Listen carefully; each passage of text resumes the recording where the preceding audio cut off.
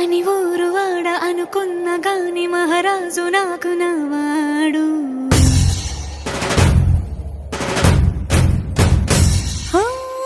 మాట పెడుసైనా మనసులో వెన్న రాయిలా ఉన్నవాడిలోన దేవుడెవరికి తెలుసును నాకన్నా.